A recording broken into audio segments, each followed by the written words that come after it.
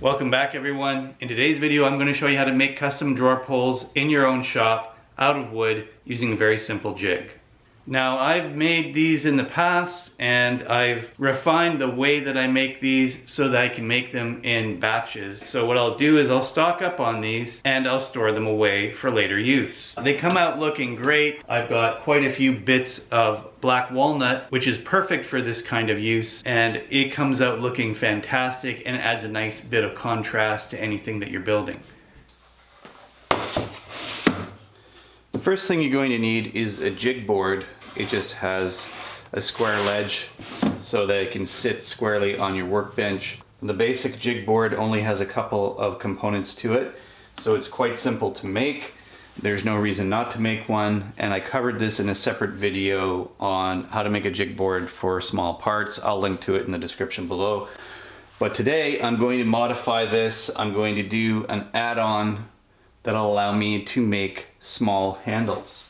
Now the other thing you're going to need is a template for your handle.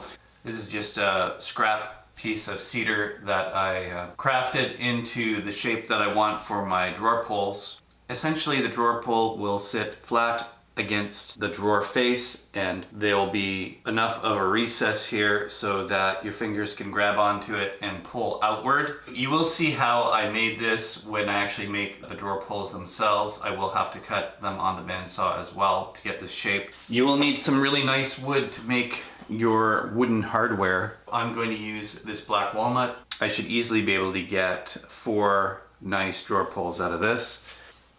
I'm going to need some scrap plywood to modify the jig board so that I can cut everything the way I want to. We'll secure the jig board to the workbench first. This fence right here that's permanently affixed to the jig board, that ensures that everything stays square. So I'm going to put a scrap piece here. This is a sacrificial piece of plywood. So first thing we're going to do is configure the jig board to cut the recess into the handle. So I've got my sacrificial piece here. I'm going to secure that. I'm going to put my drawer pull template in here. So now everything's secured. I'm going to take another scrap piece of plywood here, put that over top. So because the actual drawer pull template is a little thicker, and with this piece of black walnut it'll be a little thicker than my main parts here, I'm going to have to raise it just slightly. So I'm going to use some 1/2 inch plywood. I've already marked where my start and stop positions are on the drawer pull template. This is so I can correctly set up the stop blocks for my router.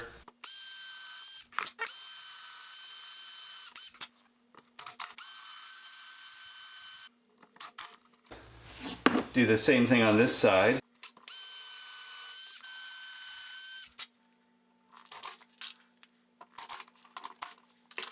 The next step will be to add a fence on this side that my router can work with.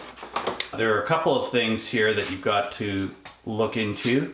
One is your plunge depth. So your final plunge depth, you don't want to go too deep. To get a decent drawer pull, you want to go about halfway through.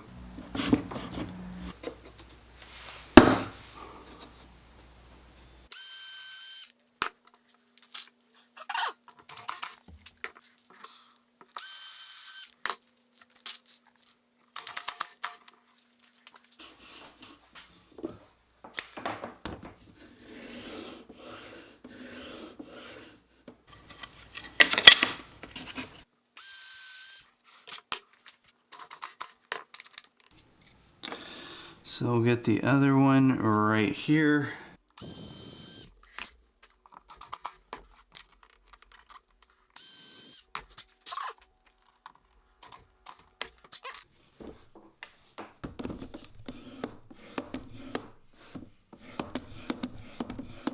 There we go. I've just got a regular straight bit in this router. So it's slipping a little bit. The clamping usually is pretty good in this jig. However, the amount of pressure I'm using with the plunge router, there doesn't seem to be enough to hold it down. What I'm going to do is add another stop. So I'm going to put in a stop here.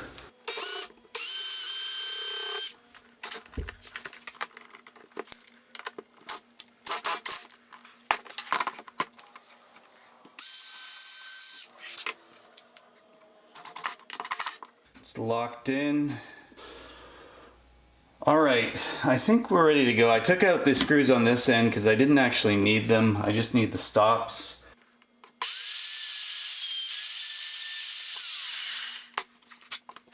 So I can see I've got to adjust it again. It's not quite far enough on this back end. I'm gonna do that before I plunge any deeper.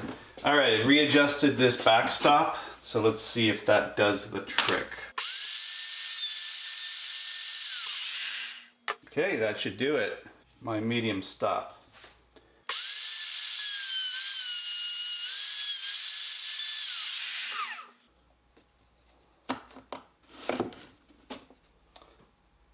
That chipped out a little bit. The depth is pretty much correct. All right, I just got to be a little more careful of the chip out, and now I have a decent template for the shape.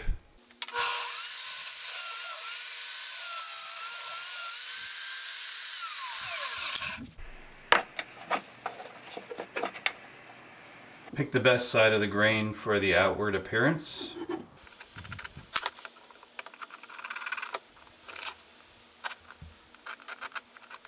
Can't really see the lines on camera, but they're there.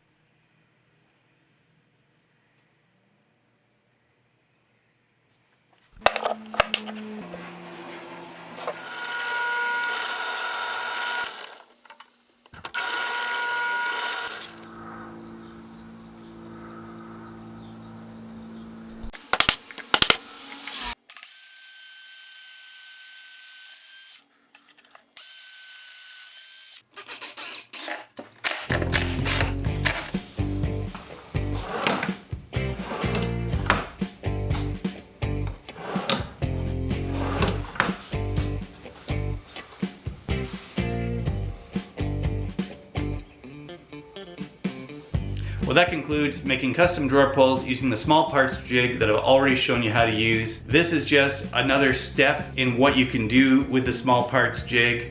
It's basically the jig board again. The setup is very basic and simple, and then you're going to layer on depending on the type of job that you want to do. What I find with this is I get a lot more control using the router this way as opposed to trying to set it up on my router table. By the time I've got the shape and I've cut the slot for the inside, I've basically invested maybe 2.5 minutes per handle. Not bad considering the result that you get. This channel is not sponsored by anybody. That means I'm not gonna try and sell you special handles made by some other vendor or brand. I'm gonna show you how to make your own stuff. If you wanna help me keep doing that, head on over to my donation page right over here. Please remember to like, share, and subscribe if you haven't done so already.